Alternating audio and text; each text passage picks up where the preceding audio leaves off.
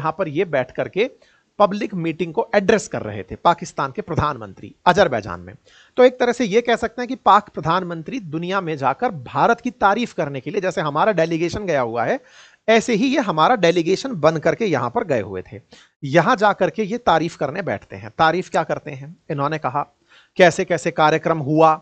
इन्होंने कहा सेना 10 मई की सुबह नमाज के बाद हमला करने की तैयारी कर रही थी, लेकिन उससे जस्ट पहले ब्रह्मोस मिसाइल ने हमारे रावलपिंडी एयरपोर्ट पर हमला कर दिया।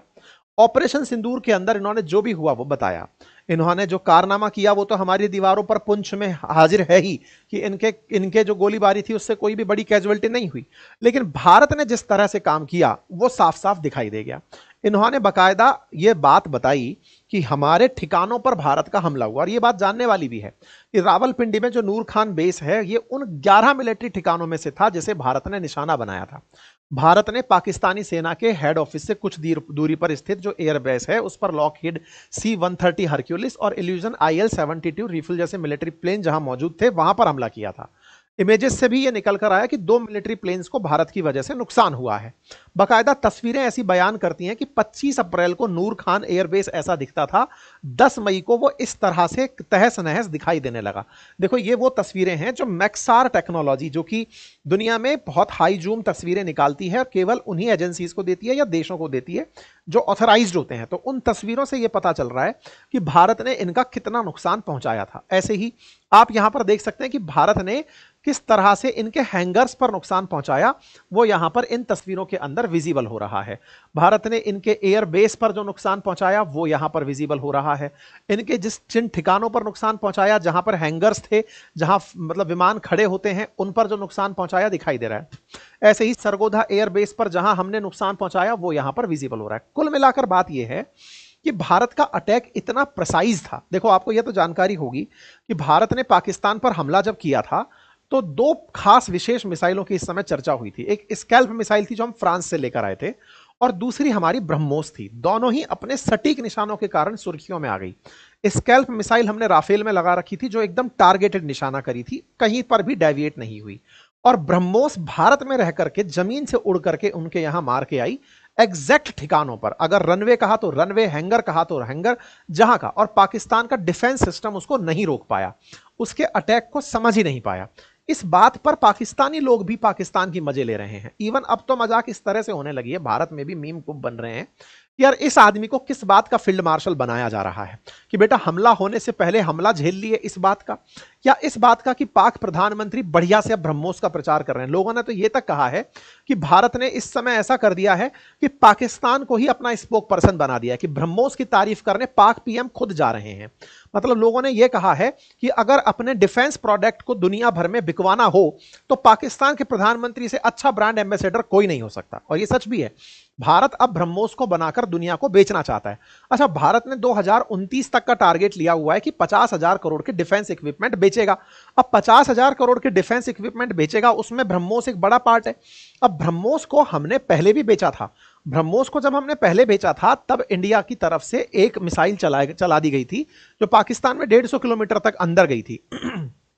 आपको याद होगा भारत की तरफ से एक बार मिसाइल चलाई गई थी और मियां चानू नामक जगह तक पाकिस्तान में चली गई थी 2022 में। उसी के तुरंत बाद फिलीपींस ने हमसे कहा कि आप हमें ब्रह्मोस दे दो, और हमने फिलीपींस को ब्रह्मोस दे दी थी। फिलीपींस क्यों मांग रहा था? फिलीपींस को चाइना के खिलाफ चलाना है। चाइना के खिलाफ क्यों चलाना है? इन दोनों का मतलब चाइना सी को लेकर के, साउथ चाइना सी को लेकर कन्फ्लिक्ट रहता है। ऐसे में फिलीपींस का चाइना के प्रति इसका उपयोग होना स्वाभाविक है। क्यों?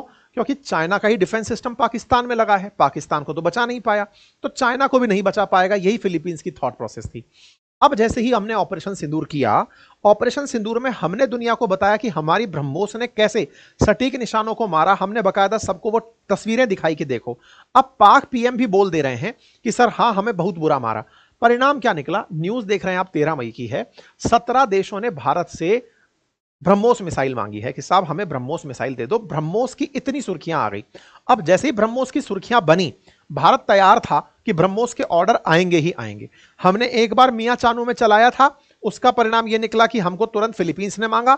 अब हमने इनके ठिकानों को टारगेट किया बकायदा कह के, और कुछ नहीं कर पाया चाइना का डिफेंस सिस्टम। तो चाइना के जो दुश्मन है या फिर जिन्होंने चाइना से वेपन खरीदे हुए हैं वो ब्रह्मोस खरीदने की लाइन में आ गए। यही कारण है कि भारत ने उत्तर प्रदेश के अंदर ब्रह्मोस बनाने का ही कारखाना सेट कर दिया है। हमारी अब एक्सपेक्टेशन है कि 100 से लेकर 150 मिसाइल हम हर साल ब्रह्मोस की बनाकर दुनिया को बेचेंगे। हमने यहां पर एक बिजनेस बना लिया है कि ये बढ़िया रहा भाई साहब।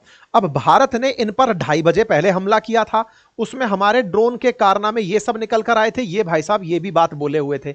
मतलब एक तरह से इनके द्वारा अब ये तो क्लियर कर दिया गया है कि भारत ने इन पर हमला किया, और इनके प्रधानमंत्री ही पब्लिकली ये बात बोलते हुए पाए जा रहे हैं कि हाँ हमारे यहां पर प्रिसाइज हमले हुए थे, प्रिसाइज हमले हुए, हमें बस अपना प्रिसीजन ही बेचना था। तो भारत अपने डिफेंस सेक्टर को बढ़िया से ऑपरेट करने में कामयाब हो गया है। ठीक है साहब, पाकिस्तानी लोग भी इस बात को मानते हैं कि हमारे ऊपर हमला हुआ था और पाकिस्तान के द्वारा जो रिटेलिएशन था उससे कोई भी भारत का नुकसान नहीं हुआ। इसी बीच में आज रक्षा मंत्री का एक बयान काफी वायरल हो रहा है, जिसमें रक्षा मंत्री नेवी से कह रहे हैं कि आप सब लोग तैयार रहिए, क्योंकि जो अभी हमने किया वो वार्म अप था। अब पाकिस्तान ने अगर कोई भी आतंकी घटना हमारे साथ की तो वो एक्ट ऑफ वॉर मानी जाएगी, ये हम कह चुके हैं, और इस बार नेवी का पूरा योगदान होगा, ये हमारे रक्षा मंत्री ने बयान दिया है। मैं आप सभी से कहना चाहता हूं कि आप अपनी तैयारियों में कोई कमी ना रखें। अब तक जो हुआ वो वार्म अप था। अगर पाकिस्तान से फिर से कोई जरूरत होती है तो इस बार नेवी भी हरकत में आएगी, फिर भगवान ही जानता है पाकिस्तान का क्या होगा। यह हमारे रक्षा मंत्री के द्वारा दिया गया बयान है। तो कुल जमा अर्थ यह है कि भारत ने इस आपदा में भी एक अवसर तलाशा, ब्रह्मोस बढ़िया से बिकवा दी और पीएम ऑफ पाकिस्तान को अपना सेल्समैन बना दिया। आप लोगों को इस विषय पर क्या लगता है, अपनी राय कमेंट बॉक्स में जरूर बताइएगा। फिलहाल के लिए इतना ही। और हां, यदि आप में से कोई साथी अपनी पाठशाला के कोर्सेज एनरोल करना चाहता है तो 2 दिन तक हमारे कोर्सेज पर, जो हमारे पेड कोर्सेज हैं हिस्ट्री, ज्योग्राफी, पॉलिटी, इकोनॉमी, जो मेरे द्वारा पढ़ाए गए हैं, उनके साथ हैंड रिटन नोट्स भी उपलब्ध कराए जा रहे हैं। दिस इज फर्स्ट टाइम कि आप लोगों को ऐसा कोई ऑफर दिया जा रहा है। हैंड रिटन नोट्स आपके घर तक डिलीवर होंगे, जाकर उन्हें एक्सेस कर लें। 31 तारीख तक आपके लिए वो ऑफर उपलब्ध है।